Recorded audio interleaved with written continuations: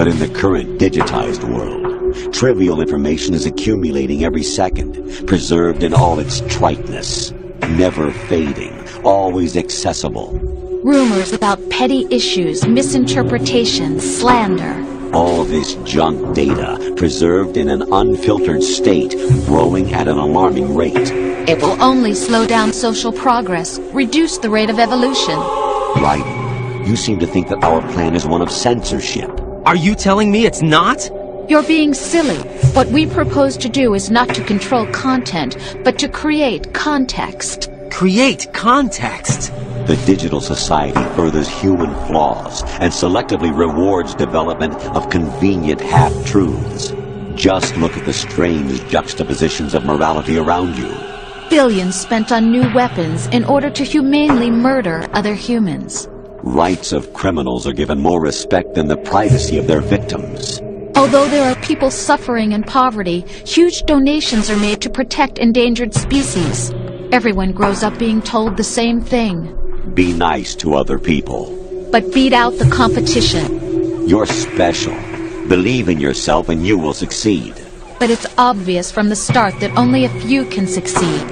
You exercise your right to freedom, and this is the result. All rhetoric to avoid conflict and protect each other from hurt. The untested truths, spun by different interests, continue to churn and accumulate in the sandbox of political correctness and value systems. Everyone withdraws into their own small gated community, afraid of a larger forum. They stay inside their little ponds, leaking whatever truth suits them into the growing cesspool of society at large. The different cardinal truths neither clash nor mesh. No one is invalidated, but nobody is right. Not even natural selection can take place here. The world is being engulfed in truth. And this is the way the world ends. Not with a bang, but a whimper. All right, we are live. Once again. This is episode 10. Because we're counting episode 9. No. I'm not. In my head, I'll never do that. Episode 9 existed. It just will never be heard by anyone ever again. Because the data's gone. It was a stillborn child. Yeah. If it was recorded, I would have posted it. You would have opposed me. But it would exist and people would listen. People would be able to listen. Yeah. But it's just a shadow now. Then it'll soon fade from our memories. All right, but now here we are in episode 9, the real episode 9. Episode 10. It's good. This was it's gonna have its own Twitter account. It's gonna be at the real episode 9. A parody because account. You're gonna make a parody account? No, there's a bunch of parody episode 9 accounts. Yeah, there's a whole group of parody accounts of a podcast episode that no one listens to. Yes. And the real episode 9 has to get his on the matter. If any content deserves to exist, it's that. Any tweets that are sent via that channel of the parody account. Yeah, tweets are bad, but that's another topic for another day. You say that, but then when I see tweets like the gorilla getting in the car and it says come over, and then it's like I'm a gorilla, I can't, and then the response is it's different. Shabadum-dee-wee-wee. It's different. That's art. That deserves to exist more than anything. And if you argue that could be posted as somewhere other than Twitter and you still get the same enjoyment, I would agree. But it's part of the ecosystem. Exactly. I wouldn't know about Shabadum wee wee wee without Twitter. I don't know. We might be better off not knowing about it, but who knows? I disagree. Now. God, we should do these when I'm not fucking yawning all the time. It doesn't matter. No one cares. Everybody's tired as fuck. That's the reason we're doing this, is because we're tired. Yeah. Like 2 episodes ago, first minute and a half was me with like peanut butter in my mouth. That's not like a euphemism for I sounded bad. I actually literally had peanut butter. I had peanut butter in my mouth. You were Andrew Lucking. Except you later washed it out, and the rest of the podcast was fine. You washed it out with some cool milk. It's because like we hadn't technically started recording. You like ghost recorded. Yeah, I ghost record sometimes. Whenever we're already talking about something, I'll just start recording just to see if what happens. So when we were gonna actually start, that's when I flushed my mouth of the peanut butter. Yeah, I took like a high pressure hose to the roof of my mouth. But you eating peanut butter while we're recording makes us more authentic, I think. I have a horrible vice that I can't stop. No. Butter straight out of the fucking jar. Straight out of the goddamn jar. You just spoon it in, straight from the jar? Yeah. It's crunchy. Get the extra crunchy. I do that now. You passed that off to me because I never even thought about. I didn't know that was an option, and then I saw you doing it, and it was like a revelation. It's like it's like Breaking Bad. Whenever Walter starts taking on the characteristics of the people that he like interacts with, or like I think kills. Like everyone, there's like some theory like everyone he kills in the show, you find him later doing things. It's like the drug dealer guy that he kills. He like cuts off his crust on his sandwiches for the rest of the show. Gus, I'm not sure. He does something that Gus does, but that's me with peanut butter and you. But I didn't kill you. You didn't murder me in a horrible fashion. Yeah. All right, but it's an option, kids. It's an option. You can't eat peanut butter out of the fucking jar. Yeah, like that's mom's not there anymore. That's our PSA. You can just screw off the lid of the peanut butter and just grab a spoon, and that's all you need. And go at it. Just go to peanut town. Butter's great, but don't do too much of it, or you'll be fat as shit. Yeah, you gotta have a limit. Like peanut butter, you should know when you've had enough. Yeah, that should be like the motto on every jar of peanut butter. Is like the quotes around it. There was like one summer where it was only me and like Will living in the apartment. Yeah, and then we all we did was like go to class and like work out, and then we ate so much peanut butter because Will was just like, I heard this is what Jadeveon Clowney does. He just eats peanut butter and works out. And it actually blow up people and grab the fumble. And it actually worked because we were working out like 2 hours a day. We were just lifting for like 2 hours and then eating a fuckload of peanut butter. And that was the fittest I ever was. Now I'm washed. Peanut butter is like nature's steroid. Yeah, it's just high in protein and good fat, and it's filling. Yeah, it's anyway. Good. It tastes good.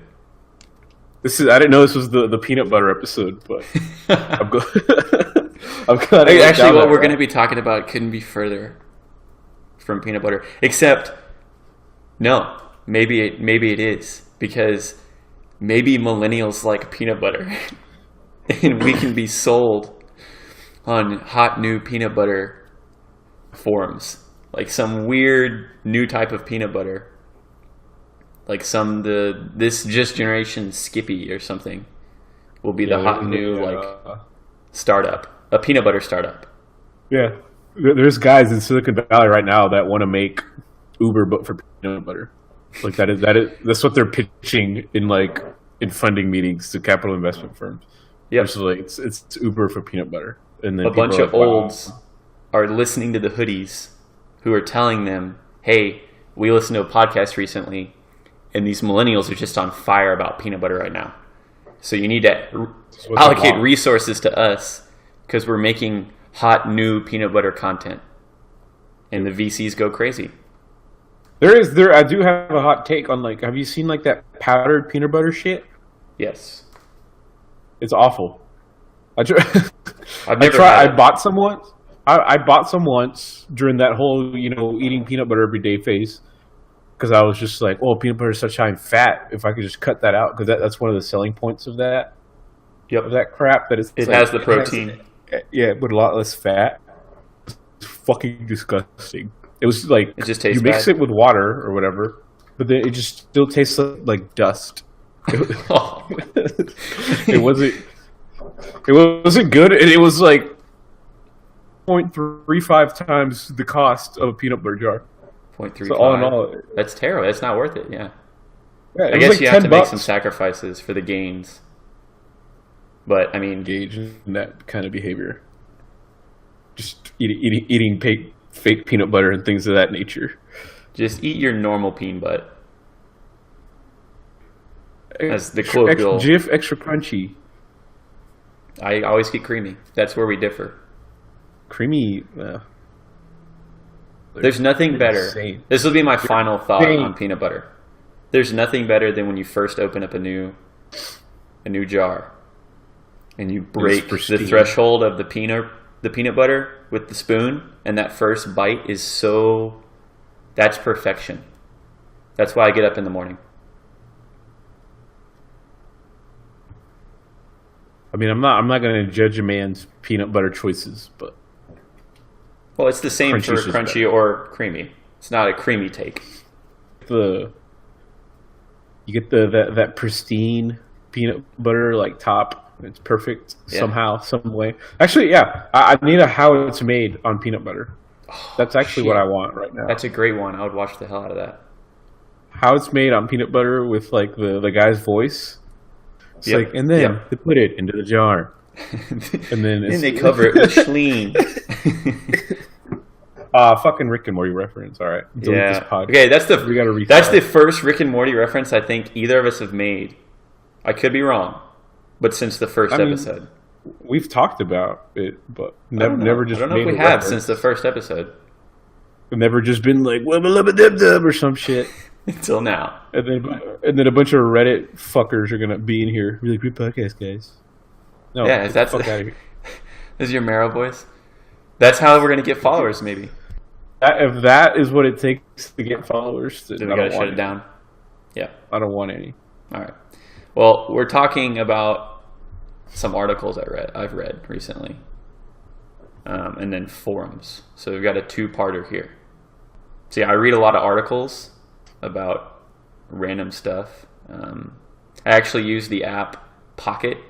I don't know if you've heard of that, but it's like it's an app you can just save stuff to, and it saves it offline and in like Pocket's own in-app format.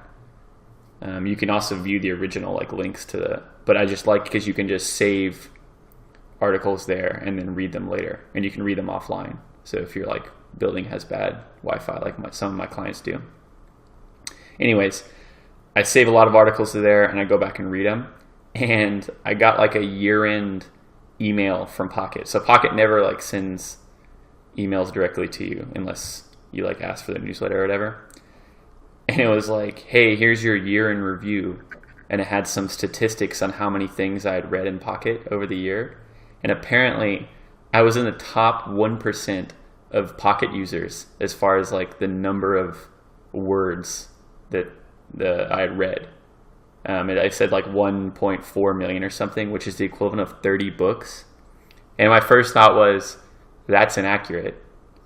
But then I was like, well, there's at least some articles, maybe like 20%, that I like start to read, and I realize it's like I don't give a shit, and then I just hit archive. So I think when you hit archive, it's assuming you read it all. Yeah, you're gaming in the system. Yeah, I don't do it for the stats, but I thought that was interesting. And two of the articles. What you said about like not giving a shit about articles, like most of the time, that's like literally what happens to like every article that you I try to ever read. Start, yeah. Unless it's like actually good. Mostly, I'm just like 2 or 3 paragraphs in, and I'm just like, wow, this is shit. I was actually quoted at work because like a coworker sent me an article once. It was something dumb, and then I just said articles are bad because they're someone's opinion. Yep. And then he like put that up on like his whiteboard and then like quoted me on it. Like, was he saying like what you're saying was true? Yeah. Or was he agreeing with you? Because like you can find an article that like has your point of view all the time. Like you can go out and be like, I fucking hate like carpets. I hate rugs. And then you can find an article, an in-depth analysis of that. Yeah. Yeah, and then you can like send that to like whoever you're arguing with about a certain subject or whatever, and be like, "Hey, this person agrees with me," and then they could go and find an article for rugs, and then like that's what I was saying. Rugs. Like they're like you just end up reading the things that you like agree with, and then the ones that you don't are bad. So that's what led me to postulate that all I would articles respond are to bad. that with I don't like a stop- factual thing. I don't stop reading an article or give up on something because I disagree with it. If anything, if I disagree with an article from a source that I trust, like, I don't know, New York Times, Washington Post, which everybody would say has liberal bias, but I would trust most of what they produce. Yeah, that's If what I either was of them gonna say. posted something, Snowflake. yes. If either of them posted something that I like vehemently disagreed with, I would definitely read the entire article. And then like I'd have formulate thoughts on what the article said. The stuff that I skip is because it's just not interesting to me. It's like something I saved it because I thought the title was interesting and I maybe didn't have time to like even look at what it was about yet. And then once I find out what it's about, I'm like, oh, I don't care about this. But that's not usually all of them. And also I want to clarify the way I read articles is way different than how I read like fiction or like stuff for fun, like actual books. Like it's a much speedier, get to the point skim than it is like reading every single word and you know what I mean. Of course. Yeah, I mean it's the same thing. Usually, like an article is just like like at work I run a lot of code, so I have some downtime. Yeah. Things to run, I'll just pull up something, and then I'm always like multitasking and like different tabs and shit. So it's always like I'll read like a couple paragraphs and then like sit on it for a little bit and then come back. Yep. Type situation. That's another thing. Pocket does save your place if it's a really long article, which is helpful. It just saves exactly where you're scrolled to, and you don't have to do anything. But also, a lot of what I read, like it gave me like the topics of what I read, and it was like, I think number 1 was current events, number 2 was like sports or writing, and then there's like books on there and films, so like film reviews. I don't know why books was on there because I don't read book reviews, but I read like it's not just like current events, politics, and all that stuff because I try to keep up with that just because I want to, but that can be difficult sometimes. A lot of what I read is like Medium articles about how to improve the way you think about something, or like learning about some psychological concept people overlook, or improving your writing. So that's like stuff that I read for pleasure. That's not just me gaining information about some world event. But anyways, 2 of the articles I read recently that I thought were interesting, that I thought were worth discussion here in this forum were, and they both kind of go hand in hand. One of them is called, the title is Monetizing Millennials, What the Corporate World Thinks It Knows About Young People, which is like an article from The Guardian. And it just talks about how kind of like the corporate world, especially in the US, is now allocating considerable resources to basically exploiting millennials because they're the greatest source of money that's going to be in play to spend as like consumers here in the next 20 years. So they're trying to capitalize on how millennials think and all that bullshit. And when you read this article, and I think you kind of got the same effect, it just kind of makes you mad because we're like quote unquote millennials in the way that it's kind of predatory how they're operating now. And a lot of it's not new. It wasn't new information. I know this is how it works, but the way it puts it, I thought was really interesting. Yeah. The like the little, I guess, analogy the author was writing or creating about how it's like, a sermon in a church, and they're selling like, instead of selling like salvation, they're trying to sell like, whatever, purposeful life or whatever it may be through like their products. Yeah. So I mean, ultimately it's like products. And it's like little devices and software programs that, are neat. Yeah, and then there was the whole, repurposing. Basically, they're like writing an app or whatever for doing something that like big businesses already done. Yeah, it's just My- taking something and putting it into an app. My Uber for peanut butter idea. It's the same thing. We could be millionaires with that if we gave a damn. Yeah. It's just Which we don't. To be it's very annoying. clear, we are not care lords. We don't give a shit. I don't know what a care lord is. It just I don't means think I you care want to about know. stuff. But I think means you when care about stuff. when I join a forum and I start actively interacting in a forum, I think I might learn what a care lord is. Yeah, don't be a care lord. No, but it's just annoying because, like, when I read this, they're talking about how they have these conferences, like, I don't know the name of it, it's something, It's Millennial 2020. 2020. God, that's such a terrible name. But it's called Millennial 2020, and this is one of many conferences that are like this, not just to millennials, but just these tech creator people that think very highly of themselves, to put it lightly, that all come together and they're basically just circle jerking. I can't think of a better word about how good they are Yeah. at creating products, services, whatever have you, and selling them to people, and then sharing how they, not just this is how I made my app, this is what the app does, I'm selling my app. They're selling how to connect with millennials, and it's like a big marketing fuckfest. And it's all a way for all of them to like service each other's egos is kind of what I got from it. And it was just, like I said, it was making me mad. I got mad online when I read this. Yeah. Because it seems so meaningless to me. It's a waste. It's a waste of talent.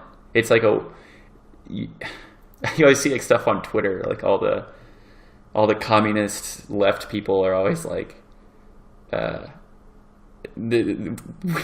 society couldn't be any worse at allocating resources. Like, so much time, energy, and money is spent making the apps on our smartphones instead of trying to do humanitarian things. Like, we could be allocating, and it's easy to say this, and like I understand, it's like this is the way capitalism works, but reading this made me like really reflect on that fact even more. Yeah, I mean, like, people are just going to try to, I guess the big businesses are going to try to look out for themselves and, their profit. It's all What the about hell do ROI. they care? Yeah. Helping a poor person that wasn't going to probably buy your shit doesn't matter. It doesn't. So, And I mean, I think it's always been true. Like It's been like that forever. The big corporations of the past of the US, like talking in terms of capitalism, like Ford and GM and the big oil companies that like built this country, we always knew they were like greedy capitalists and like just wanted money, and like even if we didn't like it, they were generating so much wealth, and like maybe a lot of it went to the 1% or whatever, but they built this country. So whether you like it or not, the reason we have these comforts and this technology and this infrastructure is because of those like hyper capitalists that are hyper successful. But so we look at them with like kind of this ambiguous light. We're like, well, we had to get here somehow. Maybe they were sociopathic and greedy. But I think the reason this is different, this like Millennial 2020, like Silicon Valley type people, is because in our minds, we have a different view of them. We don't see them as like the oil barons. We see them as like, oh, this guy's like me. He cares about stuff that matters to me. He's not just like a ivory tower greedy capitalist, if that makes sense. I feel like we have a different perception Oh, but they are. who these people are. And I think Especially- it's wrong. I think they're the same. And it has this quote that I got here, but I think they're the same. And it's just, they have a hoodie on and they're younger and they're like cool. Same shit. Like when all that BS was coming out of the the old Uber CEO, whatever, Travis, whatever his name was. Travis Kalanick or something. Yeah. Like he just turned out to be a piece of shit. Like Yeah. just a general piece of garbage. Like all the same bullshit. They just, instead of like, living, and fucking like, I mean, there was like, the industrialists before, like the Carnegies, the Rockefellers, then it was, Right. the oil guys, and now they just live in San Francisco. It's all the same bullshit. Yeah, it's just has a new, and I'll just say this quote because I think it kind of leads in, but this is like kind of a recap at the end of the article. It says, most of all, it's in how completely this congregation believes its own sermon. And again, this article is tilted very much like criticizing all this, kind of like how we are. It's clearly this congregation believes its own sermon. These people want to believe so badly that they are the harbingers of something bright and new, when they're really just inventing more efficient ways to do what big businesses have always done, like we said. Make mountains of money by screwing people over, cutting costs by denying workers basic rights, i.e. Amazon. Shout out to Amazon, potential sponsor. And conditions is as old as the hills, but do it via smartphone app and you're a paragon of innovation. It is dead-eyed capitalism with a Snapchat puppy filter on. So, like, they're basically doing the same things, but they're providing things that we maybe you're just like addicted to, but enjoy on some level in a different way. And like tech is so cool, and like But all the most valuable was- companies in the world. As are I was connected. reading this, I was like, what can I cut out that would even like my life suck? Like, what am I supposed to do? Like, never use like, a car hailing app, not use Amazon. Yeah, Like, it's It's just hard. one of those things. Like what can I do to not support this? But then again, it's like, it's very like this is very in my life already, kind of thing. it's ingrained. Yeah. I don't know. The only things that I would say that you can cut out and are easy, like the ones you just said, are like functional things that we now are reliant on, like Amazon and Uber.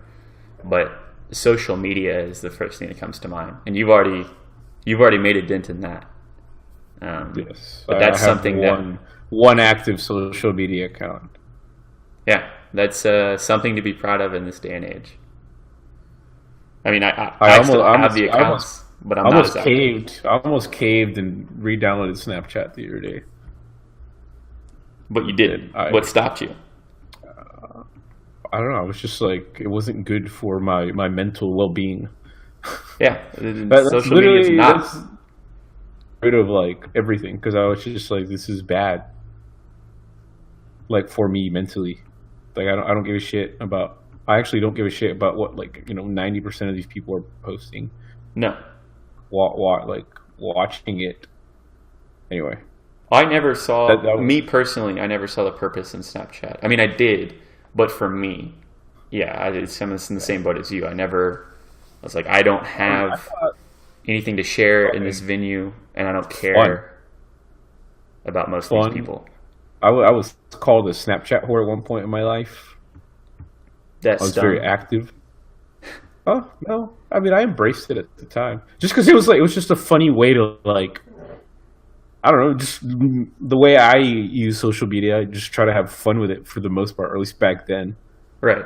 And I would just like easy way to like you make like a stupid short video of something dumb happening, or you like take a picture and then draw a bunch of wieners around someone or something like that. Like this is the early days. Like I haven't had a Snapchat for like almost 2 years now, Right. so I don't.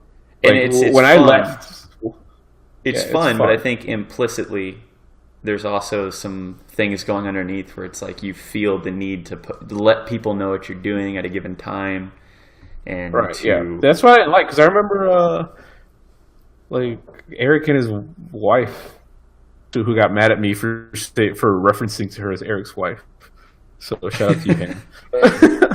Shout out to you, Hannah, because they were always like, we would always know what you were doing because of Snapchat, and I was just Right. Like, I was like, that's fucking awful. Like, I don't know. I think it depends. I think an argument can be made that's a good thing. But I think for a lot of people, if people become dependent and they have this compulsion to constantly check in that way, it could be bad. right? But the alternative would be like, if you are living away from someone or you don't hang out with someone that much and they don't have social media, unless you make like an effort to just interact with them on a consistent basis via phone. There's large swaths of time that go unaccounted for where you don't have no idea what that person's doing, or like if they're okay, if they're having fun. So like I think that's the whole draw of social media. Obviously, it's just a way to keep track of everything, which we've never had before. So we don't know what psychologically it's doing to us, but it's probably mostly bad. But I don't have Snapchat. I have Facebook, not active on Twitter in an anonymous capacity. And then Instagram I have. And I've actually found like a healthy medium on how to use that. Because Instagram I basically just use whenever I go to like sporting events or concerts. It's a way for me to keep track of those events. Because I like having a record of that. And that's pretty much all I use Instagram for. Instagram might have been the worst one, in my opinion. Yeah, I mean, it depends. Instagram's the selfie stick. It's the most vain one. Yep. It's like the filters and the way it's set up. It's by far the most vain one. I would agree with that. And I had it, and I guess because I deleted that one a long ass time ago too. Most of my posts were like, whatever. Like, oh, look at these shoes I bought, and shit like that. Like I don't remember. I was never. I guess did I? I think like my last post ever on Instagram was like that professional graduation shot you take or whatever when you walk across the stage with your diploma. Yeah. And like that was like one of like not many pictures of me on there. Like a lot of the pictures are not of me. It's a mine was pseudo artsy crap. Or if I went to like when I would go to like all those away games or whatever. Yeah. You can't. It forces you to try to be artsy, to try to come up with some new way to be a photographer. It's cool. Like I like the way Instagram can be used. Like the way I use it is good for me. Yeah. It can also be used like Snapchat. It has the whole story thing. That didn't exist when I had it. Yeah, that's like I had a friend visiting town like 2 weeks ago. Like the week before Thanksgiving, and he was like showing me Snapchat, and I saw that you could take like infinite videos now. Like there's no limit to the videos. Well, there's like a 1 minute limit as far as time. It was as long as shit. Back in my day, you could only do 10 seconds. It was like fine, which was like a tweet. You had 140 characters to make it work. Like it was like one of those type situations. Which might have been good. It makes you keep it concise.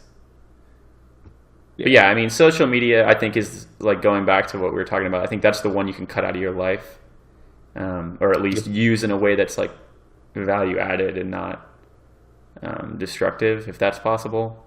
That's the one where, like, fuck Mark Zuckerberg, you can just delete Facebook. He's just he can't do anything to stop you. Yeah, like that's the one where you're not dependent on it. Like I wouldn't delete Amazon, even though they're doing some things that are questionable. I think, on the whole, Amazon's a good company, and my Alexa's lubing up a strap-on right now. It's gonna rip. Alexa, I don't have an Alexa. Lube up my strap-on. Alexa, fuck me in the ass. It's like, okay. Wait, have you seen the video? Gladly. Have you seen the video of Alex Jones like talking to an Alexa? Like it's like on Infowars. It's like Alexa. It's like, are you programmed by the CIA? and then it's like, I am programmed by Amazon. And then it's like, Alexa, are you surveilling me at all times? I need to find it. No, I'll have to watch that. Like, yeah, the Amazon is fine. Like, Tesla and Amazon both have, two of my favorite companies, both have histories of, screwing over their workers in a way. Tesla's a sweatshop worker. Exactly. Tesla's a modern day sweatshop. It's because both are struggling to make money and actually get cash flow. I mean, Amazon's only close to making a Well, profit see, but because of their you, Amazon Web Services. would you? I don't know. Do you think that's justified for whatever No. grand vision? No, I don't think it's justified. I don't think you should fuck over your employees, but I understand why it's happening. It's just a product of capitalism, and that's always going to happen when you have, things set up like the way they are in this country with corporations This whole becoming hegemonies. question can be summed up by that one discourse lover tweet. The like There's so many like good a, ones. like a socialist would say, like, late capitalism has created like a moral rot society, and then like a neoliberal would be like, but imagine if we could monetize the moral rot. The moral rot. It's like this is basically what this discussion boils down to. Yeah, neoliberalism is not good. It's neoliberal. It's actually very bad. And the discourse lover is right there. And the discourse lover, he's correct. Alex Jones, also correct. Alexa is monitoring you for the Every CIA. second, gathering data. Yeah, I mean, everything you do is on the internet with Google. Everything in your house, outside the internet's with Alexa. Yeah, Your code. there's a Google feature that has because it literally tracks, it sends me a monthly report of all the places I went to. Yeah. Yeah, Just in your terms phone's of, tracking everywhere you go in the world. Just in terms of oh, you went to 14 different cities or whatever. Yeah, That it's was just not. We're dependent. We're giving so much responsibility to these companies to use this or just keep this data secure, and God forbid they start using it to fuck with our lives. But they totally could. They have complete power to destroy us.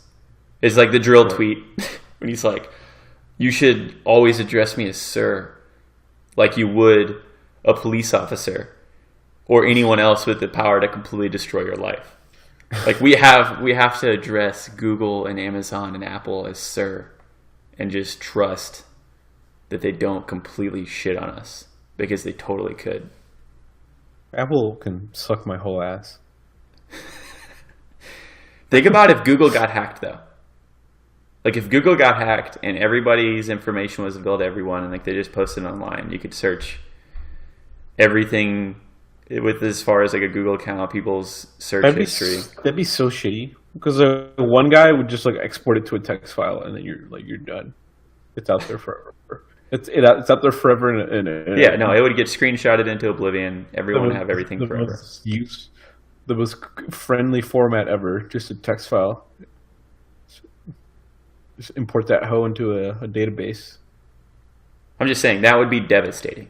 So Google has to spend the requisite amount of money to keep that secure. And I don't know how often they're getting cyber attacked, but it's probably constantly. And yeah. I know, at work, we're constantly cyber attacked.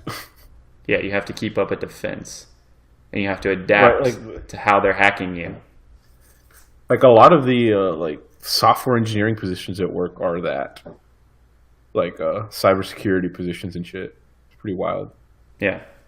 And this kind of goes into our next article too, with as far as privacy, talking about data. Yep. There's a New York Times article. It's called "When Our Thoughts Are No Longer Our Own."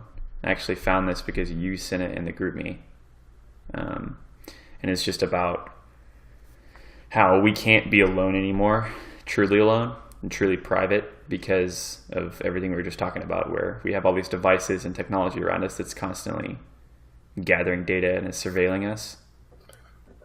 And what that is doing our psychology, if it's important.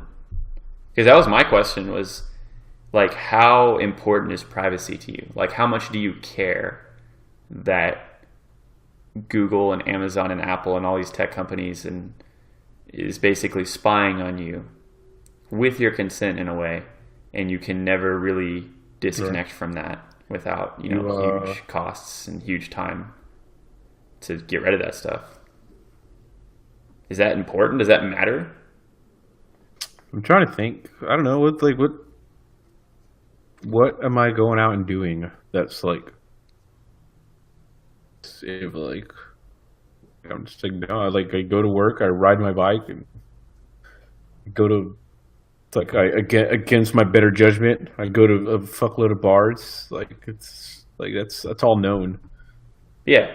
Like, And it doesn't but I really, mean, we don't think about it. And I think that's the point, is like, I think we've become so used to it. The fact that we're under this constant I surveillance. do have a It's friend that's like super, like, he's like super like careful about that stuff, I guess you could say.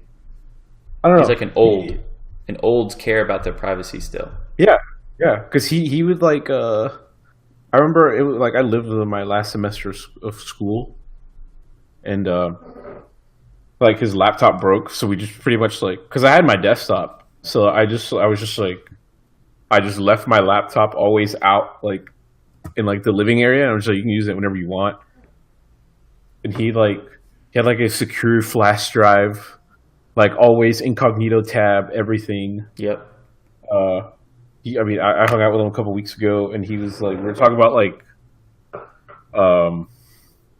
was like dating app, like Bumble, Tinder, or whatever.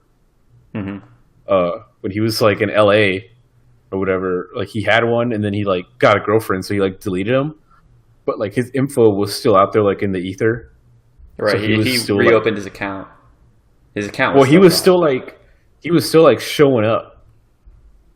Yeah. Like, cause he said that like someone that he knew was just like, oh yeah, we saw you on like Bumble or whatever. And he got like, cause he was telling me about this, and he got like he was really mad. Yeah. And like to me, I was just like, well, I think that's what you do when you upload your pictures to a freaking server thing that's connected to like your Facebook or whatever. I feel like and there's it's probably a tracking way to your wipe location that and all though. that. To Well, say yeah, you don't but, want I to show mean, up anymore. Yeah, they do have the option to. I just don't think he knew about it. He didn't know about it. But anyway, he was like really pissed. I remember we went to a cigar shop, or like a smoke shop, because we wanted to buy cigars. And then it's like a smoke shop where they sell like, glass for smoking weed and all this shit. And then like he paid with card, and then they were like, I'm guessing just because of the nature of the business, they get like a lot of like canceled transactions on credit cards.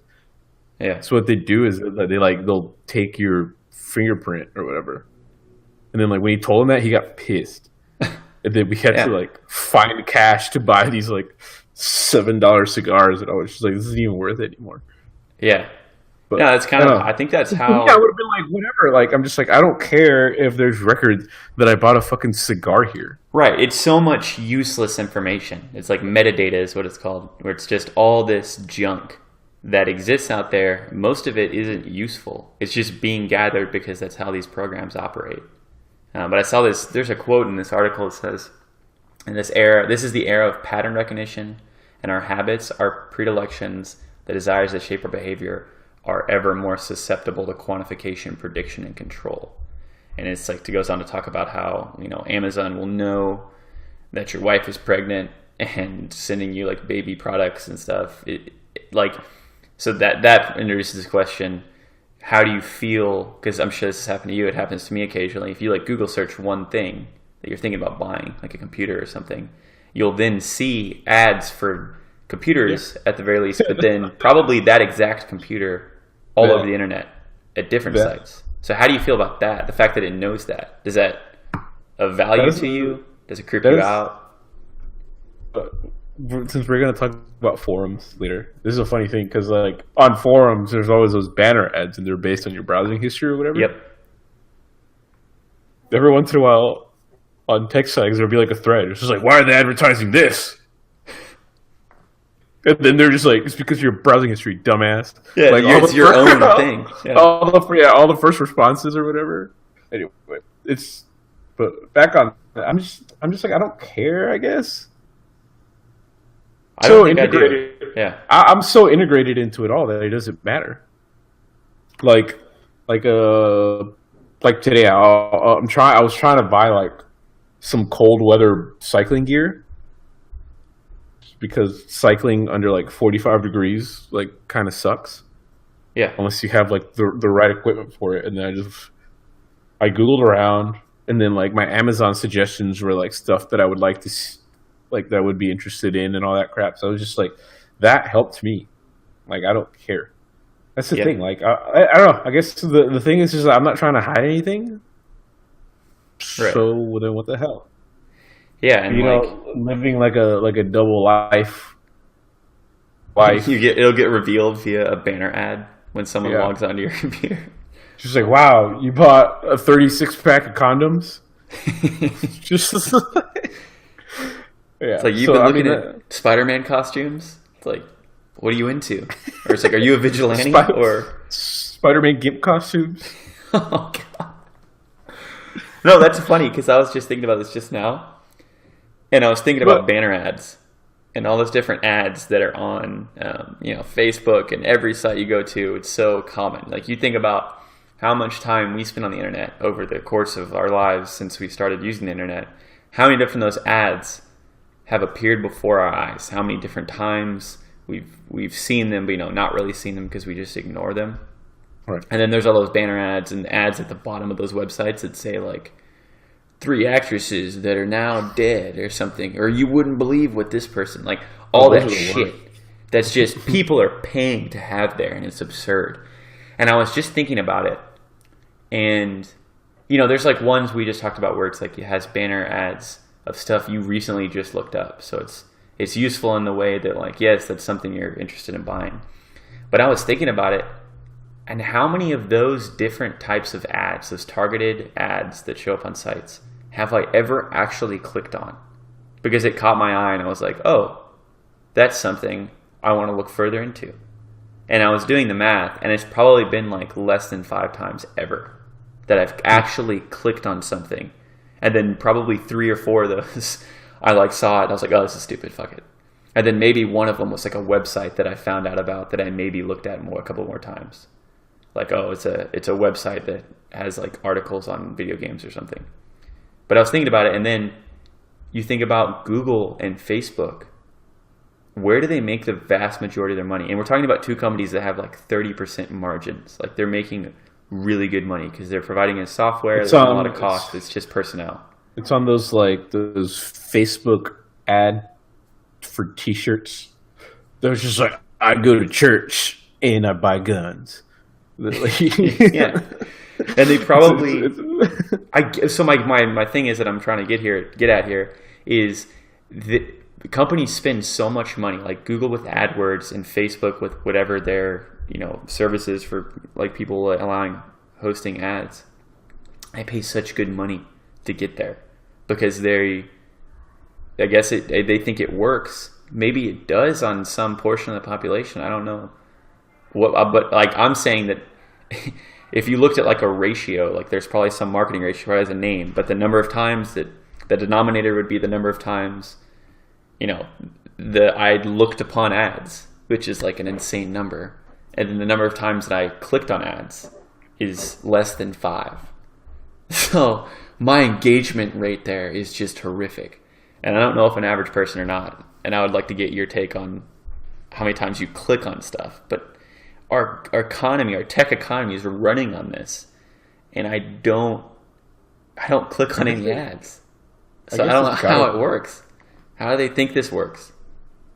I guess it's got to work, or if not, they'd be trying something else. I don't know. Maybe there's just a lot of dumb people that are interested in. There's like a church and gun T-shirts on Facebook, probably. I mean, I do know a guy like that at work. Like he is advertised to all the time. Like he was telling me, "Oh, I'm playing this new game on my phone that I downloaded because of an Instagram ad." From an ad. And I was like, okay. And then he bought like a shirt. It was like, like the come and take it flag.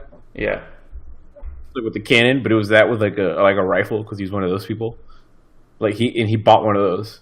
And first of all, he's not Texan, so he didn't know what that flag was. And I was just like, what the fuck are you just buying this shit because you think it's cool? Like that. They're easy to sell. Flag has right, yeah. So that's what I'm saying. Maybe we're too galaxy brain to buy products. So we're saying we're highly above average than normal consumer. Like if we were on a bell curve, we'd be in the little end of it, saying like most people do click and engage on this shit. And I guess the exceptions to this, we both know about Casper mattresses from podcasts. So that's something that's like, neither of us have bought one, but we're like, at least I am interested in eventually maybe buying one. And like actually, Allbirds shoes is another one that had ads on Facebook and other places, and I have Allbirds. So I bought Allbirds because of ads partially. It was also because I knew people that had them, and they told me they were comfortable. And that I'm trying to think, holds way more weight than the ad, but the ads played a role. I'm trying to think of something that I've bought like that. I don't know. It's not much. I don't know. I'm usually pretty picky with the shit that I buy anyway. Like I think we're probably both. I have brands that I trust. I have research that I like to do research. We're educated consumers. Before I hop into BS. Right. And any amount of money. Like I can be buying new earbud headphones that are like $10. But I'll go to Amazon and I'll filter for most reviews and I'll read some of them. I don't think that's a lot of steps. That's a lot of work that I think a lot of people don't do on purchases that are small, let alone big. If I'm buying a computer, I'll spend days researching. So I don't know if most people do that. Maybe we're abnormal, but I don't know. I thought that was interesting. The fact that there are people that can be easily advertised. Yeah, it works. AdWords works on people sometimes. That's surprising to me from my own experience. Where can I be bombarded with ads? What website? That's another thing is we both use ad blocker. So there's so many ads that just don't reach us. Oh yeah. Which is another weird one. Because that's Google allowing ad blocker to exist, supporting it, and that's directly counter to their revenue stream. Another thing that's weird. Because most people don't know about it. Maybe the fact that we have ad blocker. And yeah, I guess you're right. There's a ton of people in college, people I've met, same age as me, peers, that I see them using like Internet Explorer, or they're using Chrome without ad blocker, and I'm just like, what the hell? What is wrong with you? And they're like, what are you talking about? And I'm like, ad blocker. What are all these ads on YouTube? You don't have to watch any of this. And he's like, what is ad blocker? And I just like facepalm. So I guess we're like tech elitists, contrary to, or I guess in alignment with our previous episode, 2 episodes ago actually. Actually, 1 episode ago. 2 episodes. This is episode 9. So continuing episode 10 here. The last thing that I want to talk about with the articles was this when our thoughts are no longer our own article eventually goes into automation, like technology and AI and things like that are taking over jobs from us, the humans. So do you think, so it goes into like how people, manufacturing jobs and whatnot are like the kind of the first casualty to this, and how those people can't find jobs, they're depressed, they don't know what to do with their lives, they're no longer working, or they're in roles that like just are terrible, they don't feel like they're useful. So the question that this presents to like humanity going forward is, do we need work to feel like useful? Because you could take this out to like it's, say 1,000 years in the future, we're still somehow existing as a planet, and AI has taken over. It's subservient to us. It hasn't gone rogue and done like Terminator or anything, and it's just takes care of everything. Everything is provided for. There's no poverty. Everyone's kind of living in this utopia where the AI is kind of running the world, and we're free to do whatever we want. Would that be bad for like our psyches? Just freedom to not have to worry about things. You're not working for survival. You're just, everything is leisure time. So the thought of that makes me uncomfortable. Yeah, I think it would make it makes everyone like, it's so far out the realm of possibility. I think people can't imagine it, and if they try to, they get uncomfortable. Yeah, I don't. That's like a I don't know if that's the brainwashing of the societal structure that we live in, or if that would legitimately not appeal to me at all. Just the concept of like this just carefree BS. Like, I don't know. Right. I think there'd be a limit to even in like the perfect utopia. Maybe there's no such thing, but in the closer you can get, there'd still be room to improve. Like you'd still have scientists running the machines. There'd still be jobs to look after the infrastructure. Certain things would definitely still exist, though you still would have a purpose engaging with. It wouldn't be like everyone's just on the beach. But I don't know. I think there's still, when everything's taken care of by machines, the human element would then become like creating art, and you can still struggle and have conflict and like feel purpose in doing artistic things or creative things. Like everything would everybody be focused on creative things, I think, which would be a good thing. The question is that enough to like sustain the average person? I don't know. Yeah, I'm not sure. I'd say it's an interesting question. I don't know. The concept of utopias to me are just dumb anyway. Yeah, I don't think we'll get there. But I don't know. I don't like engaging in hypotheticals like that anyway because I don't think it's useful. I don't know. Sometimes those exercises aren't really, they're just futile. They're not useful. I like looking at things from a practical standpoint. Right. But just like a simpler version of that hypothetical that, people have said for like years, and I'm sure it was said to you at some point, where it's like, if money was no object and you could do whatever you wanted with your life. You could do what you loved, whatever that is. Like, what would you do? The hypothetical being there that money is no object, which is an impossible consideration, but it's helpful in finding out. I don't know how many people could answer that, honestly. I think people would have to think about that for a long time, and I don't know if that's a good thing. Like, taking away the obligations of working for survival. It's like, what do people love? What would they do if they didn't have to work at the job they're currently at? I think that's a useful hypothetical, just as an example of what you just said. I would still be in my field, just doing something else. That would be my answer to that. But that's good. I mean, I don't think a lot of people can't say the same. But I was just lucky to, I guess, like something that could be fruitful in some way or whatever, or to get into the field that I liked anyway. So I guess but I guess I'm probably not the most, probably not the best case for that hypothetical. But then again, that sounds like some shit that like a bunch of kids in Seattle would be asking each other. That's your crowd, though. That is my crowd. Out to Seattle. Yeah, but this article doesn't really give an answer to this whole question. No, it's just kind of presenting the facts. It's presenting it. It's like we are just socialized to be useful, to participate, to maintain a state of high productivity, and we define ourselves through these roles. So it would be an adjustment, I guess, is their conclusion, which is obvious.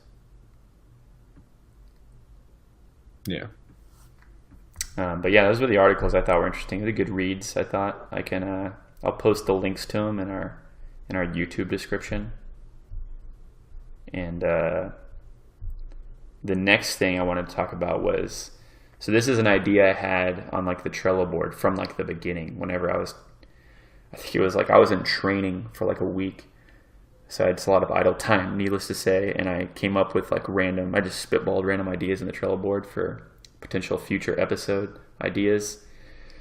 And one of them was like a social experiment where we both, or individually, join like a forum, like an online forum, which I'm not as active in. You are semi-active in the forum world, but just to get out there and join the dialogue going on online, which could be a good or bad idea. So the purpose of this part of the discussion is just to discuss the theory of joining a forum. Like, I haven't joined a forum yet, or I actually did just now, right before this podcast, but I haven't, been active or anything. And then you have your forums. Just kind of discuss, I guess, your experience, and then theorize what the purpose of joining a forum is, like what the pros and cons are, or if this is a useful venture at all. Just some like a passing time / getting a feel for. Well, also it very heavily depends on what it is that what your forum is, right? About why it was picked, whatever the topic is, and the quality of the community. But I mean, I've had fun with it.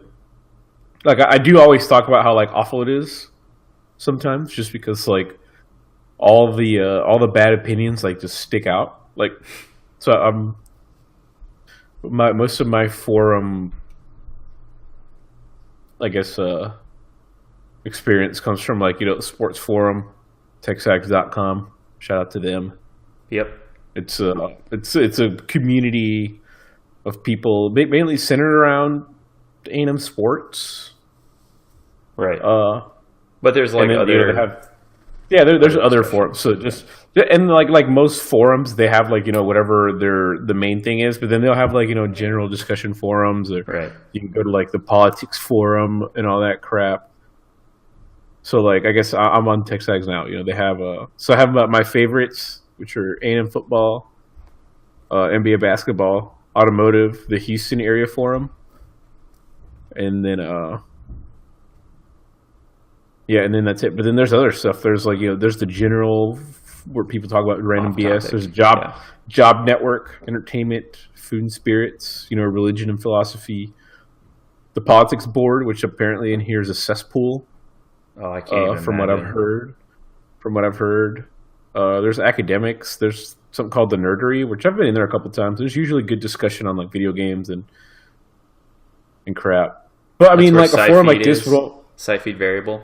Yeah, but for a forum like this only works when you have like such a varied community.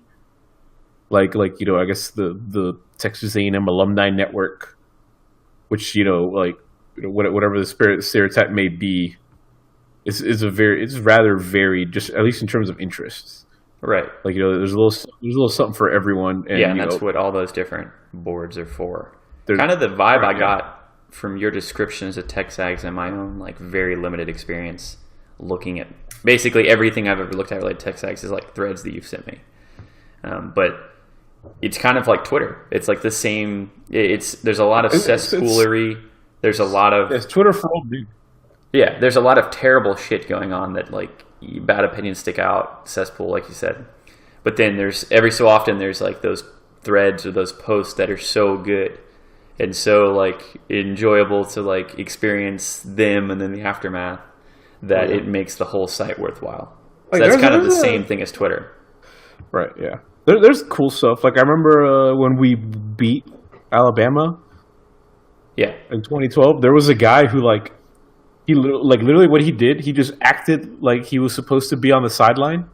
Like he wore like a sports coat and like slacks, and then like he had like a lanyard with like stuff on it, but it was nothing. He just acted like he had a sideline pass, and he was literally on the sideline.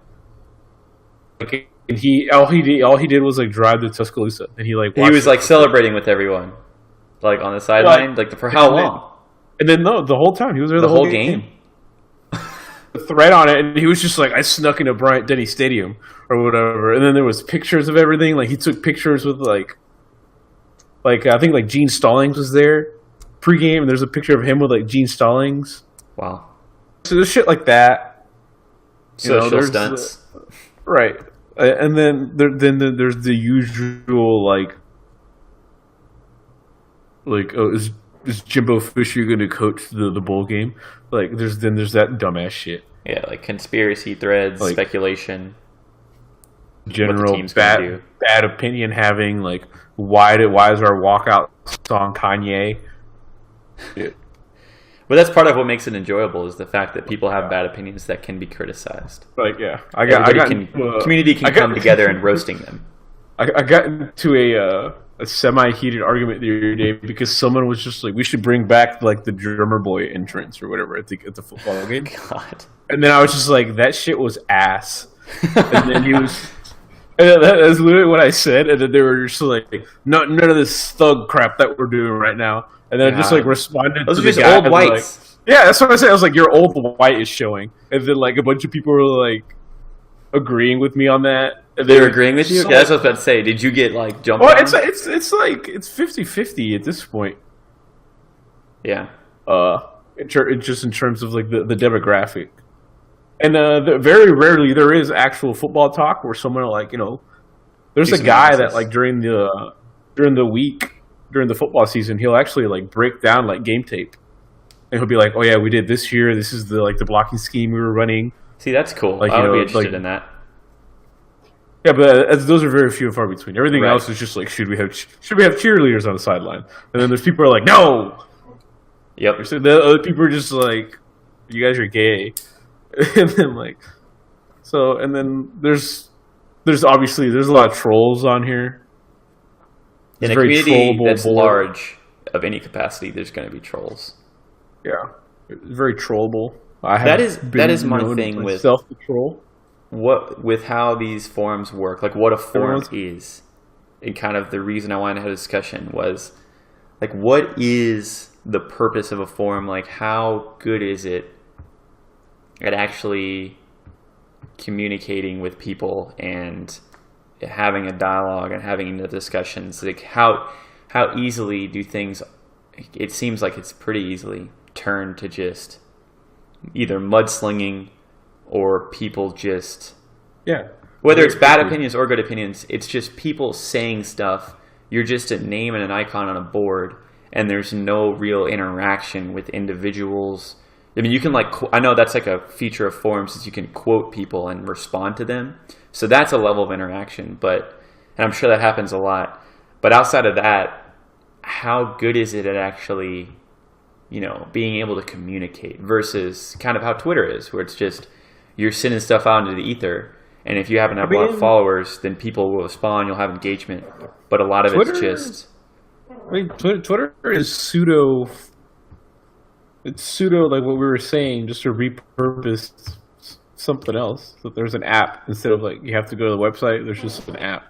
Yeah, it's like a giant aggregator of all content on the internet, and you can respond to it there instead of on the sites. Yeah.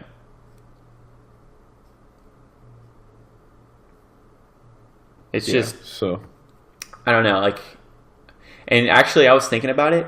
This is something that's like I didn't black out, but I just literally have forgotten. It was like a short phase in my life. It was whenever I first got the internet. And like half the time I was like using my parents' computer because I didn't have a computer yet, but like I knew what the internet was, and I was like, hey, I'm gonna chill on the internet. Like other than playing like mini clip games and going to Ask Jeeves to ask random stuff to like help with school or something, and like watching like Homestar Runner and like terrible YouTube videos. One of the things that I did, and one of the reasons that I joined GameSpot as like one of the forums I'm going to try, is because I had an active account on my my first email address on GameSpot, specifically in one of like this, I don't know if they have this anymore, I need to search through GameSpot's forum structure, but they had sub forums for like, it wasn't like a board that said NBA talk. They had specific forums with specific people. It was smaller communities, kind of like a subreddit within a subreddit. Like if you had r/NBA, there'd be a subgroup within that still talked about the NBA. Anyways, GameSpot had that. There was an NBA like sub forum that I was in, and I was like really active in for like a couple months because I was just getting into basketball a lot. I had like a Tracy McGrady like SIG. I think my picture was T-Mac. So I was like a T-Mac like stan before I even knew what that was. And there was like a Kobe guy. His name was like Hoopard. I still remember that. But anyways, I don't know how old these people were or who they were. But I was active in a forum for a couple of months. This was in middle school. probably like 6th grade was the specific year. So like I have some forum experience in that time. And it was just us talking about the NBA and saying like, who's better, Kobe or T-Mac? That was the is Wario a libertarian 12,000 page thread drill tweet was the who's better, Kobe or T-Mac at that time. That was like 04. So like I had a good time with that, I guess. I mean, I didn't know what the hell I was doing, but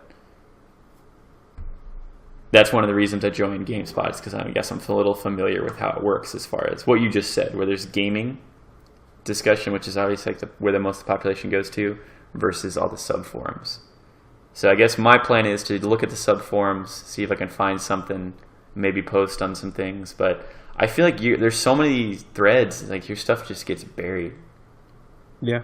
And unless you say something that's just super disagreeable or so like well put and like articulate that you get some recognition, like you're not going to be interacting with anyone. It's kind of my thoughts going into this. You kind of just have to like build the, I don't know, get a feel for the community. Would it be better to join like a smaller one? Like I found some forums. I don't know. I found some forums. One of them's called just like Off Topic. It's like an entire board dedicated to Off Topic. GameFAQs and GameSpot, I think, are kind of the same type of thing as far as forums. IGN. The first ones I thought of was gaming because I know those forums are active. Outside of that, I looked up like writing forums. I don't know how useful that would be. I found sites that let you create your own forums like pretty easily for free. I have the link here. There's one forum I found. It's on PHPBB. It's like just a general forum website that has a bunch of sub-forums. And one of these forums is Madden PC Mod. Like, is the topic and point of this forum. So it's a forum dedicated to updating Madden on the PC for a more modern gaming experience for true football fans. It's like the banner at the top. And there's people on here that like make playbooks for people to upload, and like there's hundreds of topics and posts, and it's just absurd to me. The general forum has 60,000 posts. So it's kind of like it's opening up the internet to all these small communities that are talking about things in a passionate way that are just weird. And that's Madden PC is probably the least weird you can get, but I thought that was funny that existed. Because yeah, Madden's not on the PC. I guess there's a mod. I mean, there's whatever people are gonna decide to devote their time to, I guess. That's very. I have no idea why anyone would want to play Madden on PC, but. I mean, I would want to. If I didn't have an Xbox, I couldn't play Madden. I kind of like Madden. But I'm not all broken up about it. Sounds terrible. That's a terrible forum. Exactly, that's my point. But I don't know, I looked up like the biggest forums. It's like what you'd expect, like Reddit and 4chan, and NeoGAF was one of them. IGN, NeoGAF's like another gaming board. But I mean, Reddit. The reason I'm avoiding Reddit is because I don't like Reddit's the worst of everything. That's not true, but that's not the experience that I want when I'm talking about this forum social experiment. And like Reddit's the worst way to make a forum because it drives like the upvoting and all that crap. Being witty and concise and short. It's the same thing as Twitter, kind of. You get rewarded for that versus providing substantive analysis on something that people aren't willing to read. You're not going to get upvoted. Crap. But I mean, yeah, some of the topics, obviously interested in gaming, sports, TV shows, anime. Like, I'm sure the anime forums are insane. Don't know if I'd want to be a part of that or not. I don't know. This is something that I'm going to try. I'm going to join a GameSpot, try to do some posts, maybe one other one, and then I can report back in or outside of a future podcast, and with my experience. And I guess what is your plan with this? You're just going to stay the course? I mean, I post all the time. I've been doing this for. I looked at my join date. I joined November of 2011. That's when I joined TechSec. And I do post other places. I used to post at these forums called Hypebeast. Shoe forums. It was like shoe fashion forums, and that community was pretty funny as well. Because I mean, it had it had a really useful market talk, which I bought and sold a bunch of shoes there. So it's just I mean what it is, just a useful way of getting in contact with people that have that'd be more transactional than having Well, yeah, but then there was also release information and then just general discussion. Yeah. Like you would talk to people and be like, hey, these shoes are coming out in this colorway. What does everyone think? And then you get into the standard flame war of someone saying oh, these are shit, and someone who likes them is being nah, these are good. And then you just get into that fool's errand of arguing about that bullshit. It would be interesting thinking about flame wars. You think about a forum that would have constant wars going on, and I think of political forums, which is the opposite of why I would want to join the forum and the reason we're having this discussion. I wouldn't want to be part of a political forum.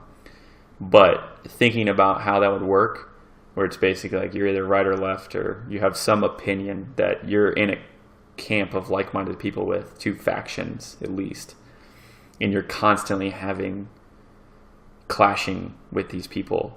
I think, there's Reddit has r/politics, which I look at whenever there's new information on things. I want to see the opinions on there.